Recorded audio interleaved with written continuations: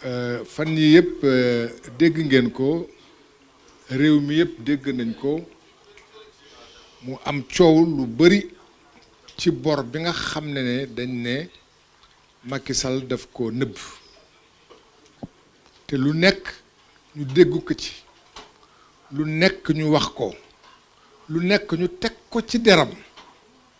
ne ci nu mu nëbbee bor boobu masu cee àddu waaye nag mbir am na foo xam ne bii su fa àggee dee say taxaw tuuti leeral ko leeral bi jëkk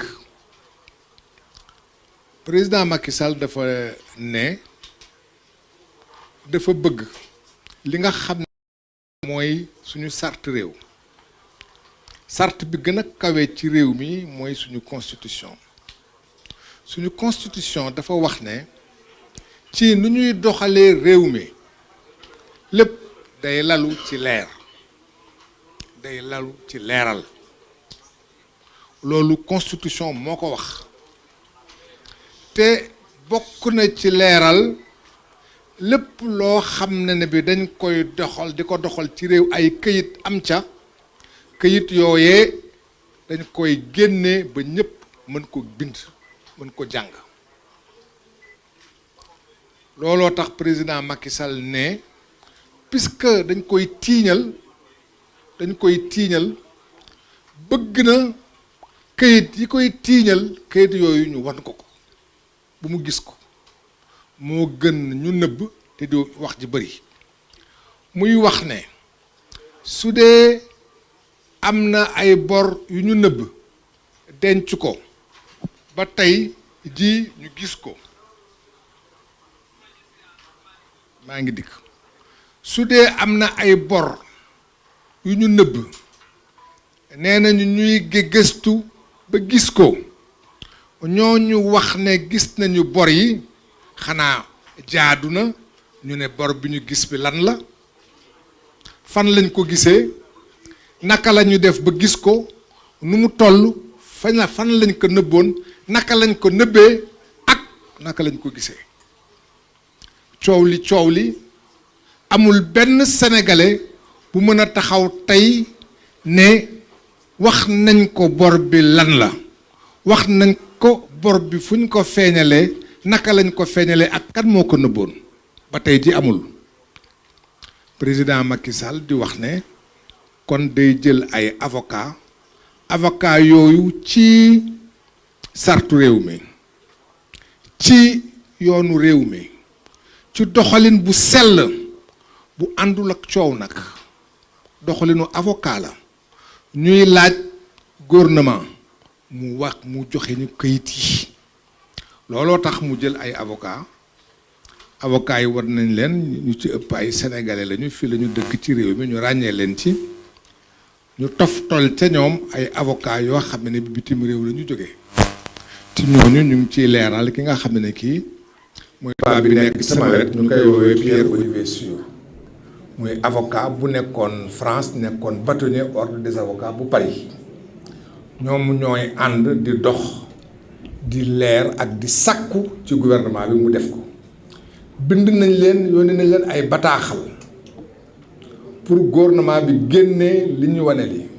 ba tey tontuwuñu ci bind nañ leen benn yoon bind nañ leen ñaari yoon tontuwuñu ñu yaakaar ne jarul ñu leen di bind ñetti yoon walla jarul ñuy dem ak ñoom ca tribunal pour di leen laaj su dee ñoom ñi fi nekk tey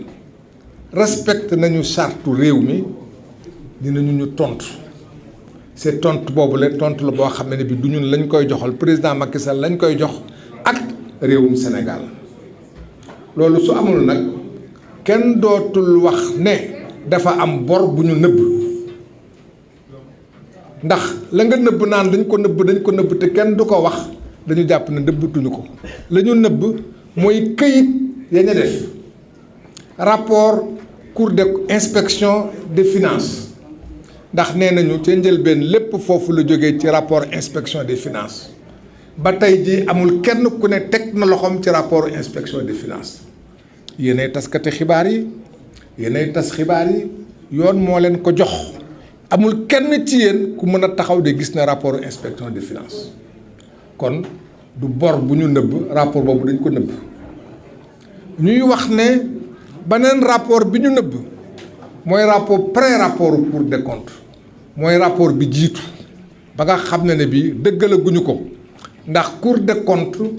balaa laataa mooy génnee ab bataaxal day bind bataaxalu néganiku boobu mooy pré-rapport ba tey ji amul kenn ci yéen ku mën a taxaw de gis na ko rapport boobu dañ ko nëbb kon du bor la ñu nëbb rapport la ñu nëbb ba loolu wéyee dañu ñëw ñu ne dañu am rapport Mazars ñu leen di laaj ñaar rapport Mazars boobu naka lañ ko jëlee moom société bi ñuy wax Mazars pour mu ñëw saytu suñuy koppar ndax nag gouvernement yoon dafa am lu ñuy wax appel d'offre doo toog ba mu neex la rek nga tànn nit nekk yow laay digaaleel da nga naan damaa bëgg ana ñi mën ñëpp ñi mën ne man de mën naa bëgg naa ñu tànn ci ñooñu kenn ci ñoom ne ko yaa koy def ci tànneef bu dul bu leer nañ dañuy bañ indi par parloo loolooy jiitu moo tax ñuy laaj naka lañ ko tànnee ñaareel ba ñuy laaj ci rapport Mazars ana rapport ba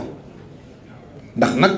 rapport boobu la suñu koppar la du rapportu kopparu Masamba du rapportu kopparu Mademba rapportu kopparu Sénégal la kopparu Sénégal mooy xale bi juddu tey juddu léegi xale bi juddoogul nar a juddu ak mag ñi fi nekk ñi ki fi gën a mag ñoo bokk alal boobule góor moomu ko jigéen moomu ko mag moomu ko ndaw moomu ko ak koppar ga suñu alal la ñun ñëpp soo jëlee nag ab nit nga ne ko na saytu ñun suñu koppar suñu alal naka lañ ko téyee naka lañ ko yoree su paree la mu doon xayma loolee mu xayma war nañu ñëw ñu wane ko ba ñëpp xam ne lii la ñuy wax bëgg nañ ko gis ba tey gisaguñ ko kon du bor bu ñu nëbb rapport bu ñu nëbb la ñuy wax ne nag Sénégal làmmiñ de wolof ko wax man nag pël laa dégguma wolof olof moo naan làmmiñ balaa moo lekk moroomam mu ñor te koo ëppul mbokk mënoo ko jëw ndagam mënuñu ñoo jëw ñoo leen mag ñoo leen jiitu ci réew mi ñoo leen jëkk xam réew mi kon lu ñu def dinañu ko yëg dégg nañu ne dañ ko dégg nag dégg nañu ne que rapport boobu du ñëpp ñoo ko signé suñu ko déggee nag dañuy ñaaw njort ku ñaaw njort sa xel tey njort ne rapportu Mazars boobu la ñi ko waroon a signé yëpp parce que ñaaw nañu njort nañu leeral nañu gindi dañu ko jox rek kat yomb na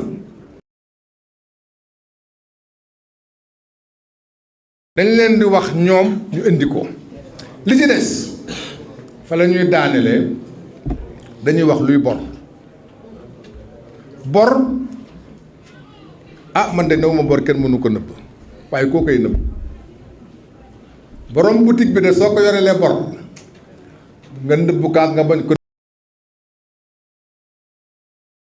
ameel bor kookee nga ameel bor su dee la fay ma kon bor du ñàkk mën nañ ko nëbb waaye bor mooy la nga xam ne bi ay obligation la maanaam gouvernement indi ay këyit génne këyit yi ne këyit yi bu ci nekk dama koy jaay kenn ku ci nekk na nga jënd soo ko jëndee nga jox ma xaalis dinaa la fay su jamono jotee loolu bor la bor bokk na ci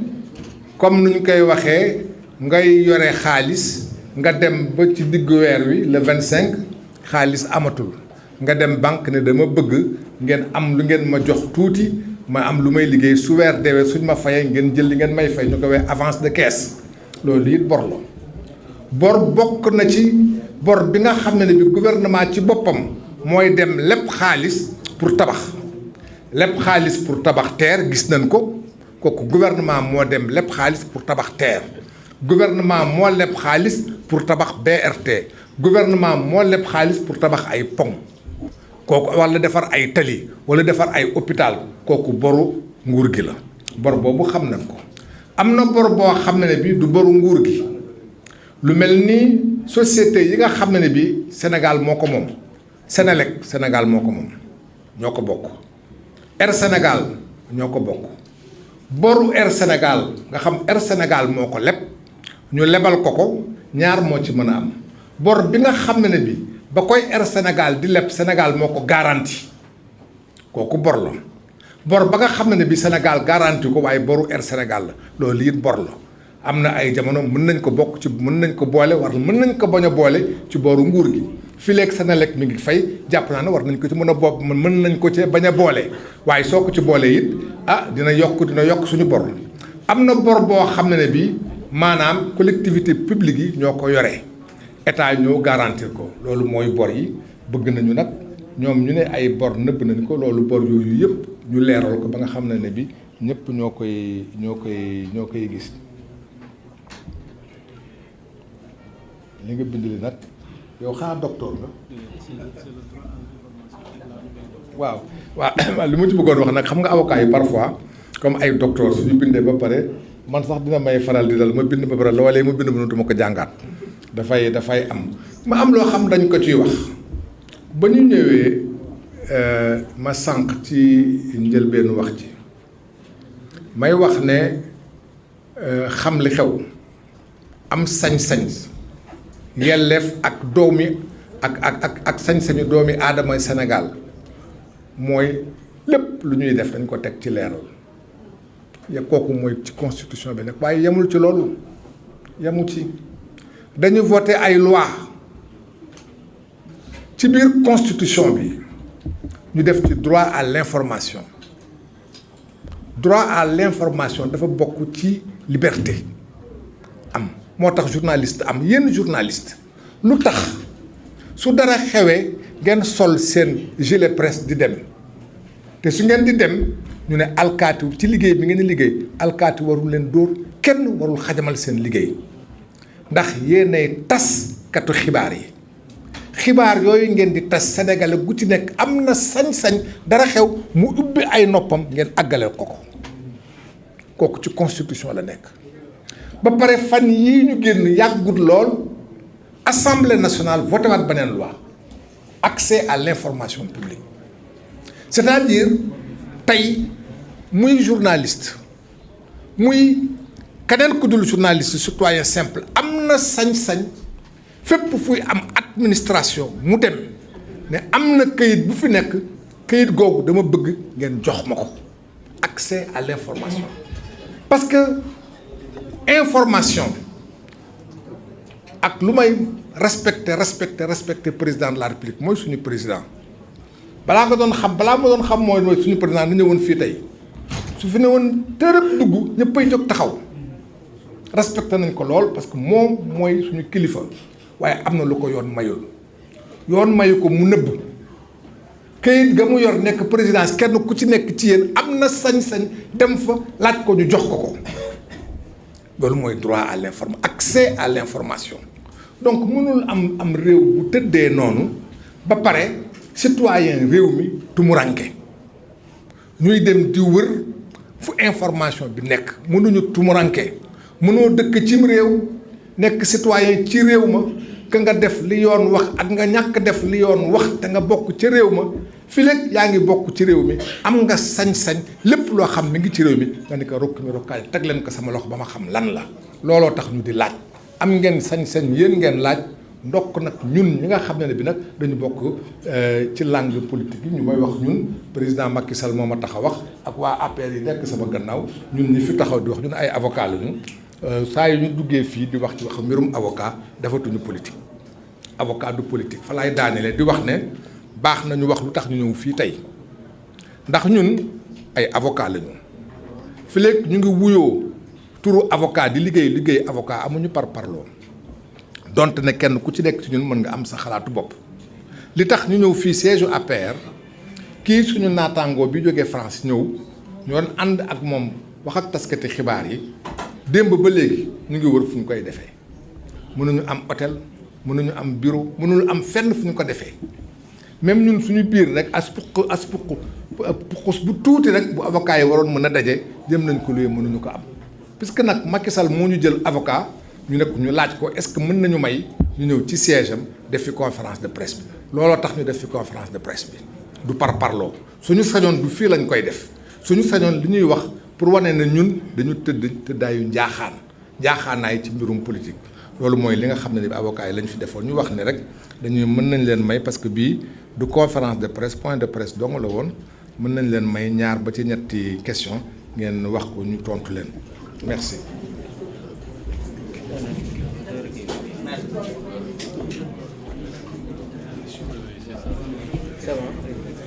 waaw waaw naka dinañ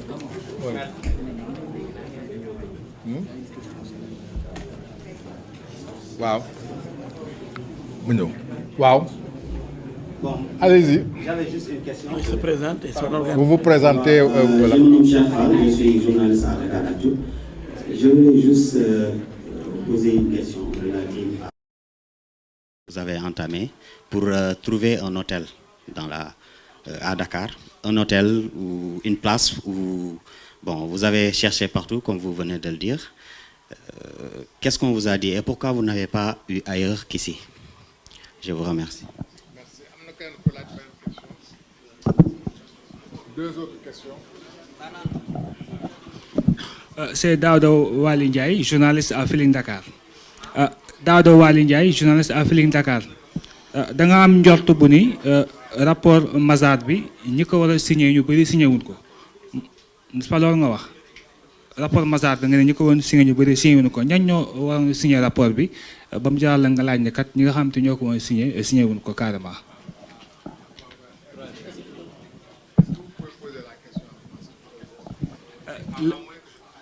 Ok. Bonjour, c'est Maguette Gueye, je suis de...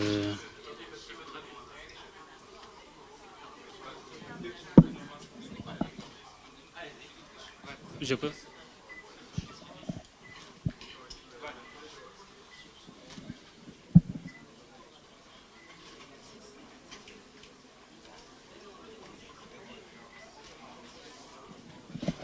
Oui, c'est Maguette Gueye, journaliste à l'AFP.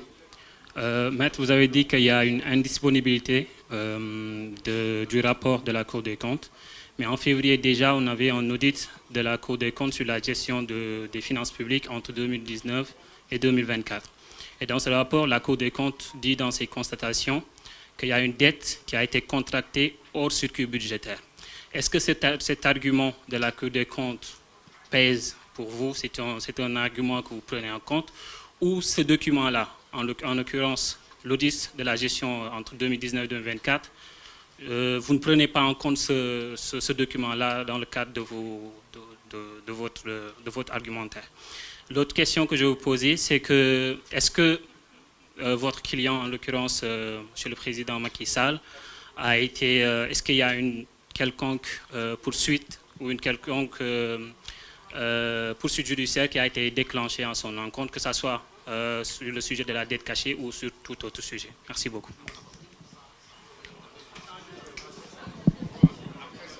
Ok, bonsoir, je suis Massamba Kamara du Jolof TV. Alors, bonsoir maître. Voilà, c'est Massamba Kamara de Jolof TV, journaliste de Jolof TV. Bonsoir maître. Voilà, ma question c'est par rapport aux des lettres que vous avez adressées, disons, au président de la Cour des comptes et également au ministre du Budget et des Finances. Alors, vous n'avez pas eu gain de cause. Et quelle sera la réaction, n'est-ce pas, du pôle d'avocats engagé déjà par le président de la République, Macky Sall? Quelle sera, s'il y aura des poursuites, qu'est-ce que vous comptez faire? Voilà comment on va procéder pour les réponses. Je donne et à sa suite, le président Aïssata Tall Sall, qui est à l'Assemblée nationale et qui est aussi notre conseiller technique sur ces questions, apporter une certaine lumière. Mais je voulais juste très rapidement sur une question dire qu'il n'y a absolument aucune procédure engagée contre le président Macky Sall. Ce qui le fait réagir, c'est une seule chose: l'information des Sénégalais. Parce que les Sénégalais ont le droit d'être informés et d'être informés juste. C'est sa seule préoccupation. En dehors de cela, il ne se place dans aucune autre perspective. Mon cher confrère. Oui,